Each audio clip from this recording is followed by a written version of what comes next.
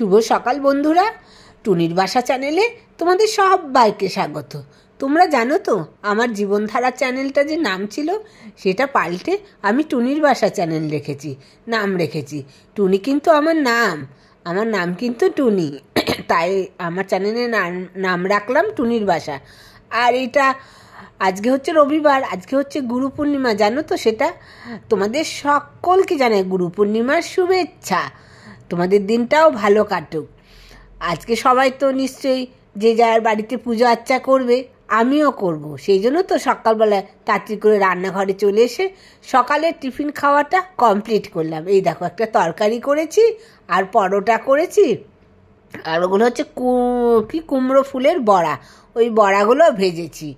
বড়াটা এখনই খাবো এই ভাজার টিফিনের সঙ্গে। সেটা সকালবেলায় করে নিলাম, এখন সবাইকে টিফিন দেব। আর আমি স্নান টান করে তারপরে ঠাকুরের জন্য ভোগ রান্না করব। ঠাকুরের জন্য কি ভোগ রান্না করব আজকে তোমাদের দেখাবো। আজকে যদিও রবিবার, যেহেতু গুরু পূর্ণিমা পড়েছে সেহেতু আজকে নিরামিষই খাবো। এবং ঠাকুরকে যে ভোগ দেব, দুপুরবেলায় ভোগটা দেব, সেই ভোগই তোমাদের দেখাবো। যাই স্নান টান করে রান্নাঘরে ঢুকবো। এই দেখো চলে এসেছি ঠাকুরের ভোগ রান্না করব হচ্ছে পোলাও। আর বলো না, গলাটা আমার খুব বসে গেছে, কাশিও হচ্ছে। এখন জানো তো ঘরে ঘরে খুব জ্বর সর্দি কাশি হচ্ছে, কিন্তু সবাই সাবধানে থেকো। তা গোবিন্দভোগ চালটা ভেজে নিচ্ছি, করব হচ্ছে বাসন্তী পোলাও।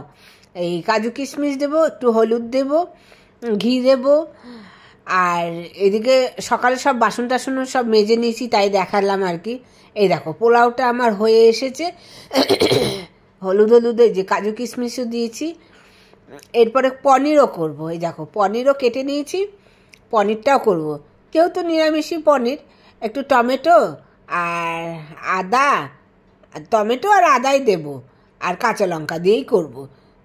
তাতে পনিরটা খেতে খারাপ হয় না, কিন্তু ভালোই হবে। আর ঠাকুরের নামে যখন রান্না শুরু হয় না, তখন রান্না করার পরে ঠাকুরকে ভোগ নিবেদন দেওয়ার পরেই সেই স্বাদই পাল্টে যায়, অমৃত। তোমরাও বাড়িতে করে দেখবে। দেখো দেখতে দেখতে পনিরটা আমার হয়ে এসেছে। আমি খুব তাড়াতাড়ি করছি জানো তো। আর এই ভাজা কটা ভেজে নেব, ভাজবো আর কি। আর টমেটো দিয়ে চাটনি করব, একটু টমেটো চাটনি করব। এইসব পোলাওয়ের সাথে টমেটো চাটনিটা খুব ভালো লাগে। এই একটু জল দিয়ে নুন দিয়ে হলুদ দিয়ে টমেটোটা সিদ্ধ বসিয়ে দিয়েছি। আর এর মধ্যে দিয়েছি হচ্ছে খেজুর দিলে খুব ভালো হয়। খেজুর আর আমসত্ত্ব দিয়েছি টমেটো চাটনির মধ্যে। দেখতে দেখতে হয়ে এসছে আমার টমেটো চাটনি।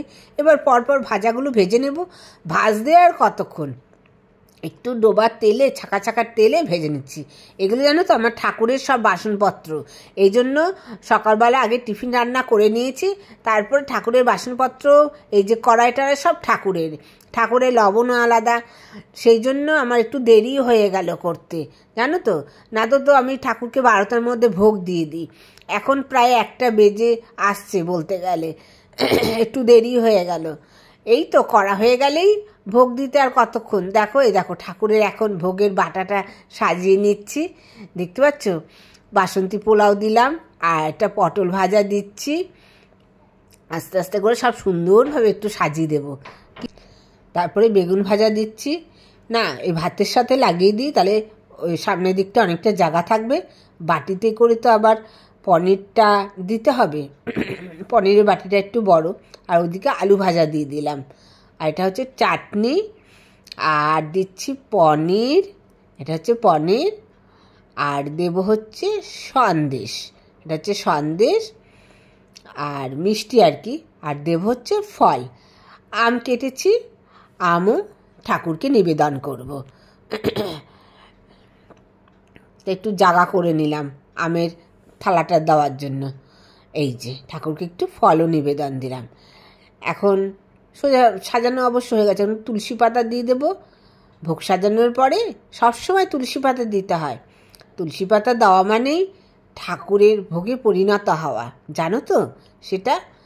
সবসময় তুলসী পাতা দেবে। এই তুলসী পাতা দেওয়া হয়ে গেলে তারপরে এখন ঠাকুরের কাছে নিবেদন করব।